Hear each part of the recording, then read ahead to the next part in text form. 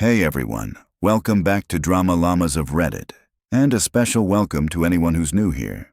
Today we've got a mix of wild stories and a whole cast of characters.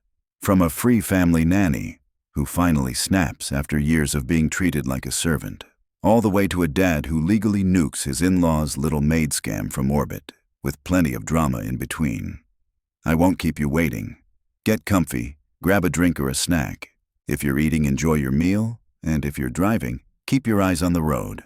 Let's get into it. I'm a 30-year-old guy, single, no kids, decent job in IT.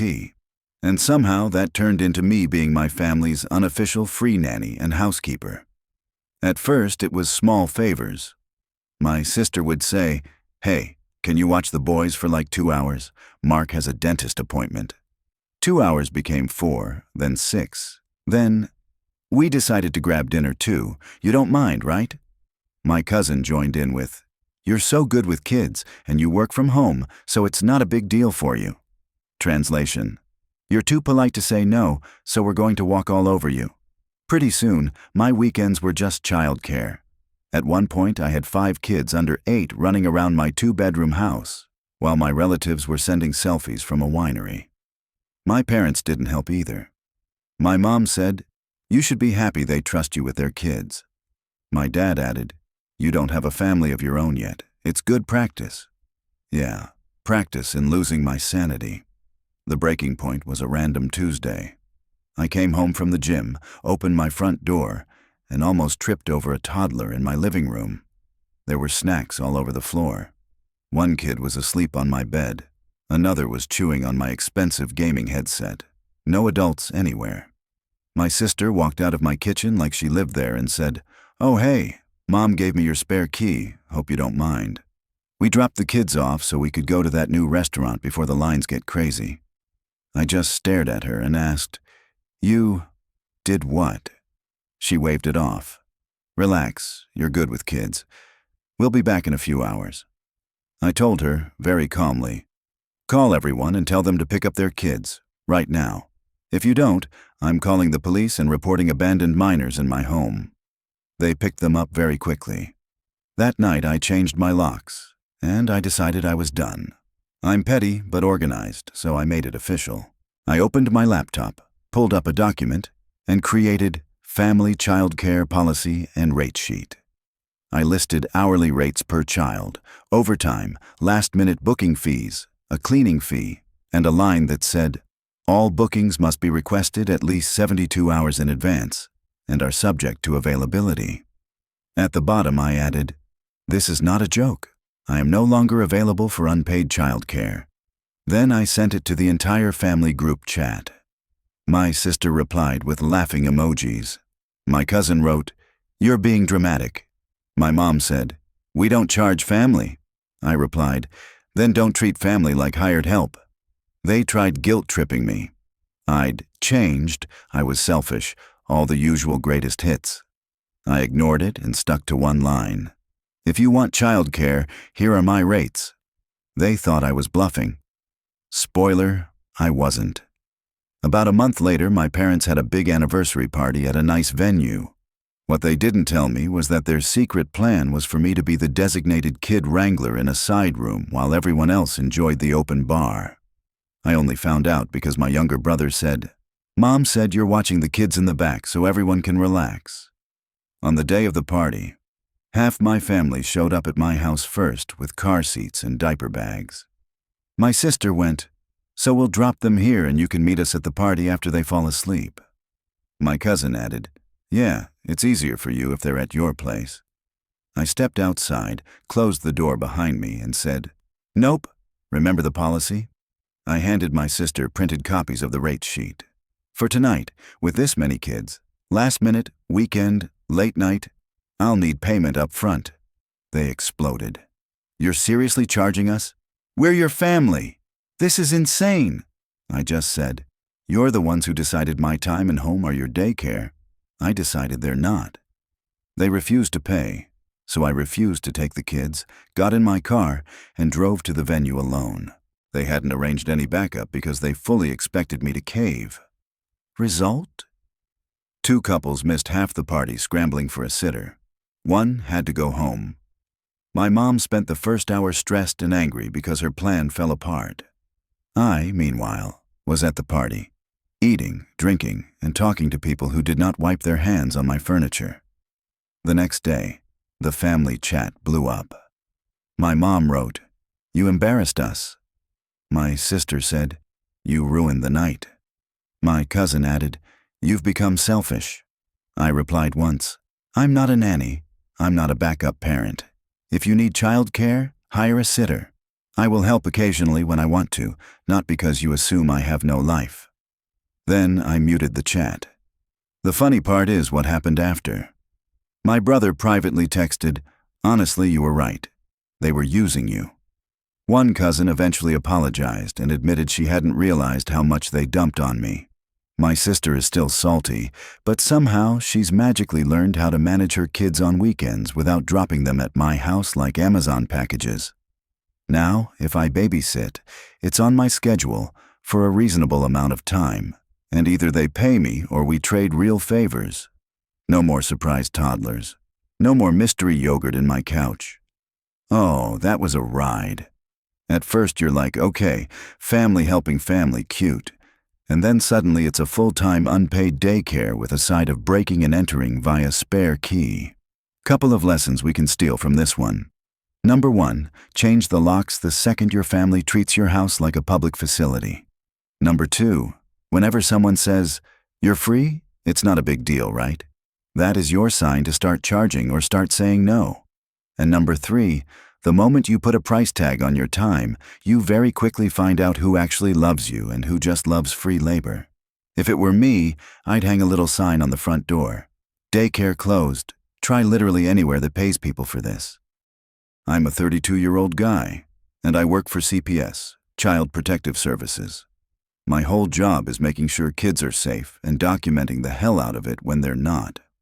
Ironically, the worst situation I've seen wasn't a stranger's house. It was my own family. My dad remarried when I was in college. His new wife, Lisa, had a little girl, Mia, who was 3 at the time. I tried to be decent, but Lisa always treated me like some leftover from my dad's old life.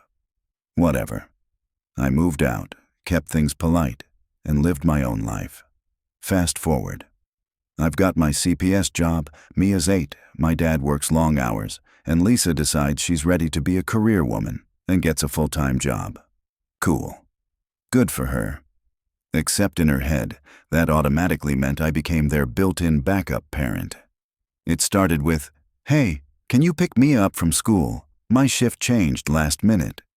I said yes a few times, then it turned into, "I'll just put you as her emergency contact at school. That makes more sense." I agreed for real emergencies. It did not stay emergencies. I started getting texts like, "Hey, grab Mia after school. I'm working late. Just keep her till bedtime." Or, "We're exhausted. Can she sleep over? You're closer to the school anyway." One day at 1 p.m. I got, "Hey, can you grab Mia after school? I already told her teacher you're picking her up. I've got a double shift. These hex." Not, "Are you free?" Just, "I already told other people what you're doing." I told her, "I can help sometimes, but I have a job. You can't just assume I'm always available." She literally waved it off and said, "It takes a village. Don't be dramatic." Ma'am, I am the village that calls CPS on people like you. The first big red flag was a weekend she borrowed me without asking. Friday afternoon, she dropped Mia at my place with a, "We're just going out for a bit, maybe catch a movie." No bag, no extra clothes, nothing. "We'll grab her later." One movie turned into the entire weekend. Her phone went straight to voicemail Saturday night. My dad texted once, "Everything good with Mia? Lisa said she's with you."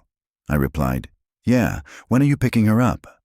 No answer until Sunday afternoon when they finally showed up looking completely fine and well-rested. Lisa laughed and said, "Sorry, we crashed at a friend's and my phone died. You didn't mind, right? She loves being with you." I pulled my dad aside and asked, "You knew she'd be here all weekend?" He looked genuinely confused. "I thought you guys arranged it. I didn't know the plan." So even he wasn't fully in the loop. That's when my work brain fully switched on. I told Lisa, I need you to understand something. I'm a mandated reporter. If I see a pattern of you leaving your kid without proper planning or supervision, I have to document that. That's not me being dramatic. That's the law. She rolled her eyes and said, You're not going to call CPS on your own family. Don't bring your job into this. That right there? That was the moment she made a huge mistake. From then on, I treated it exactly like a case. I didn't report immediately. I documented every last-minute dump. Every time Mia came with no bag, no info, no meds. Every text like, Can you take her? I forgot to plan for today. Everything was in writing, with dates and times. I made sure communication was through text, so there was a clear trail. I also stopped being so available. When she'd text, Grab Mia, I picked up a shift. I'd respond, I'm working, I can't. You need to arrange childcare or keep her with you or Dad. She hated that. You used to help more, now you're making it difficult. No, I just stopped letting you treat me like a third parent on call. The breaking point was a late evening call from Mia. She sounded shaky. Can I come stay with you? She asked. Why? Where's your mom? Where's Grandpa? Mom's out with friends. Grandpa's working late. She said you'd probably come get me if I got scared. So this 8-year-old is alone at night, and her mother's grand plan is he'll probably show up. I asked, Are you alone right now? Yeah, just me. I grabbed my keys and went over. She really was alone. I stayed with her until my dad got home around 11 p.m. He was shocked. He thought Lisa was with her. The next day, when he asked, she said, She's old enough to stay by herself a few hours. It builds independence, and I knew my name would check on her if anything was wrong. That is not independence. That is, I don't want to take responsibility, but I assume someone else will. At that point, this wasn't about me being annoyed or wanting revenge. This crossed straight into my job and legal obligations. I talked to my supervisor, laid everything out, and recused myself from any direct involvement. I turned over my documentation like I would in any other case. Another worker took it from there. I stayed out of the investigation.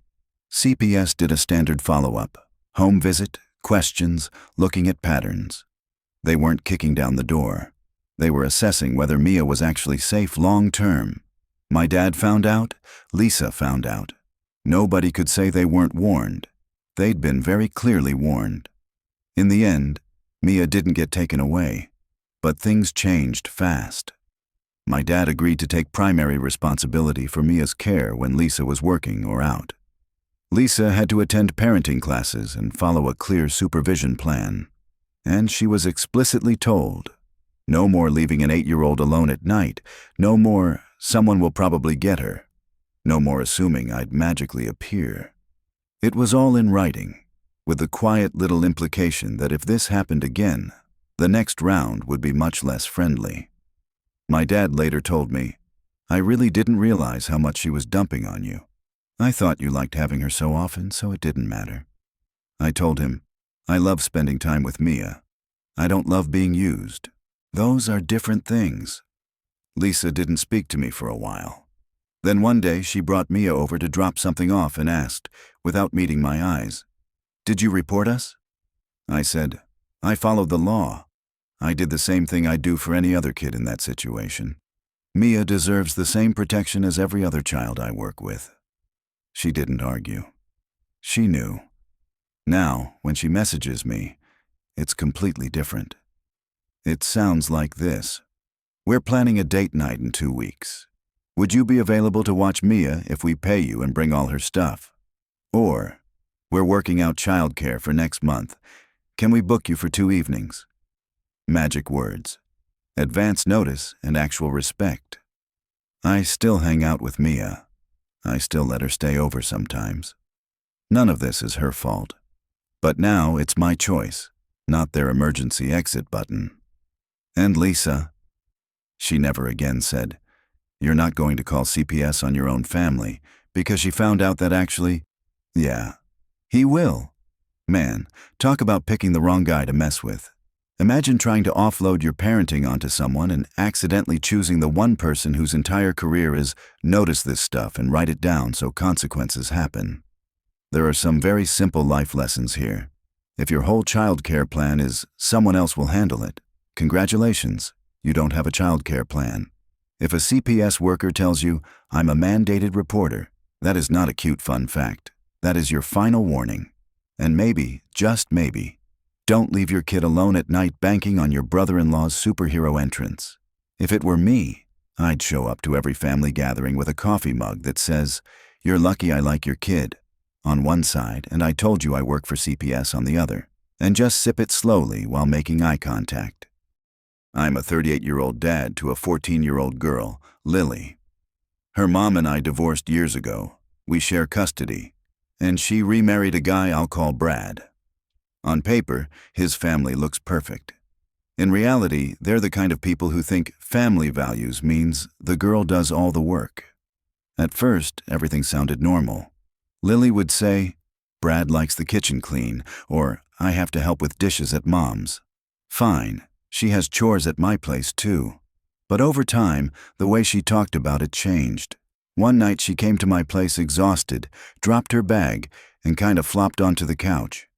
I asked, "Rough day at school?" She said, "School's fine. I just had to clean the kitchen, dining room, living room, and the guest bathroom before bed. Brad's parents were visiting, and they said I represent the kids of the house." I asked, "What about Brad's boys? Don't they help?" She made a face. "They have sports. They need rest. I'm the one who has to make sure everything's perfect." That was my first real red flag. I started asking more questions, calmly. No leading, no putting words in her mouth. She told me she cleans the kitchen every night, scrubs their shared bathroom because boys can't do it right, and has to make sure the house looks spotless for guests because we don't want people thinking we're raising a lazy girl. Meanwhile, Brad's sons drop their plates wherever, walk away from messes, and get told, "You need to focus on training," whenever chores come up. It went from chores to, "This sounds like unpaid labor," really fast.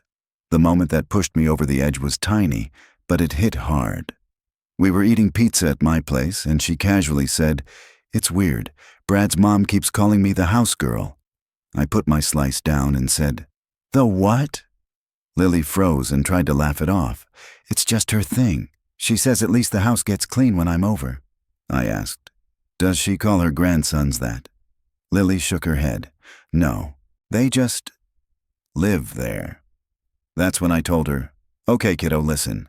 I want you to start writing things down. What you're cleaning, how often, how late. Not to get anyone in trouble. Just so if I ever need to back you up, I have something concrete. And if anyone makes you feel like you're there to serve them instead of being part of the family, you tell me. No matter what." A couple weeks later, she brought me more than notes. She brought proof. She had this old phone she used to record little video diaries. One night at my place, she said, "I want to show you something," and pulled up a clip of herself quietly filming in the kitchen. In the background, you could hear Brad's mom say, "Well, if Lily's here, at least the house will get cleaned properly. Those boys are useless. She's basically our little maid when she visits." Another video. Brad saying, "You're not going to your friends until the house is clean. My sons have practice. You have time." In one clip, she whispered to the camera, "It's almost 10. I have a test tomorrow and I'm still cleaning." I watched those videos, looked at her, and she said softly, "Am I overreacting?" I said, "No, you're not overreacting at all."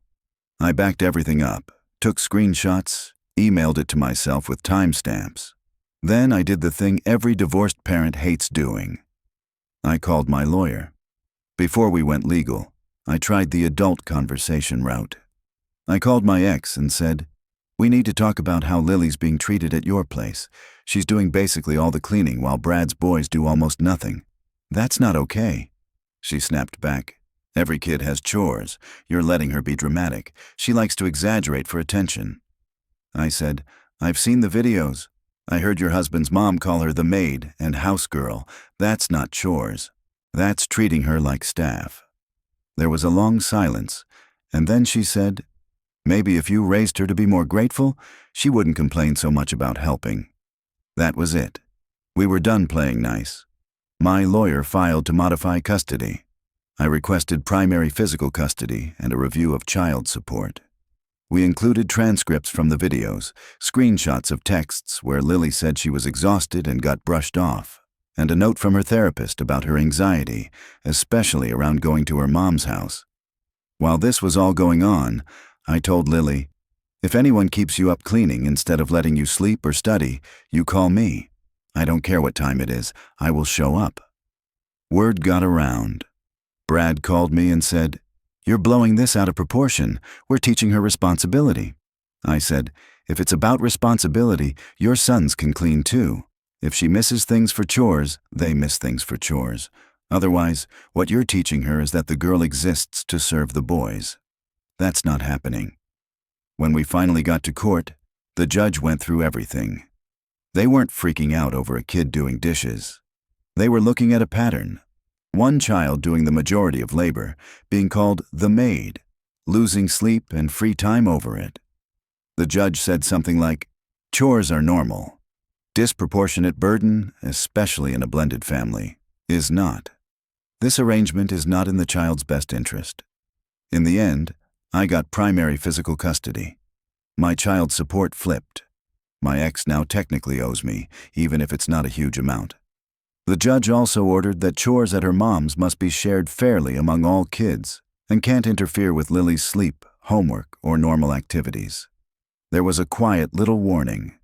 If this comes up again, visitation could be reevaluated. Funny thing, once there was money and legal language involved, Brad's whole boys don't clean philosophy changed. Suddenly everyone knew how to use a vacuum. Brad's mom stopped saying house girl, and if she even thinks it, she keeps it behind her teeth. Lily still goes over there, but now when she texts me, it's stuff like, "We all had to clean the living room today, even the boys." It was actually kind of funny. Instead of, "I'm exhausted, I cleaned all night." My daughter is not anyone's maid. Not in my house, and not in someone else's. And man, that one hits different, right? On paper, it's chores, but when you zoom in, it's really about who's being trained to serve and who's being trained to be served. Big difference. All right, drama llamas. That's the last story for today. We had the free family nanny, the stepmom who forgot OP works for CPS, and this dad who said, "My daughter is not your cleaner." If you like this kind of video, multiple connected family revenge stories with a chill friend telling you a story vibe, I'd be really happy if you dropped a like and left a comment telling me which story hit you the hardest.